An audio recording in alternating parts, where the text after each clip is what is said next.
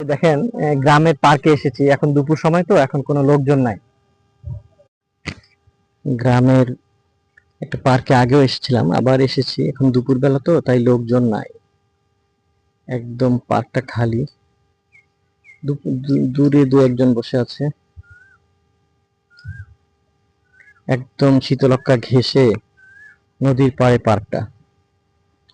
দূরে একটা দোকানি দেখা যায় বসে আছে, টং দোকান। একদম নদীর কত পাশে, দেখেন নদীতে জাহাজ যাচ্ছে, শিপ যাচ্ছে। শীতলক্ষ্যার খুব কাছে বন্দর থানায় লক্ষণখোলা এই গ্রামের এই পার্কটি।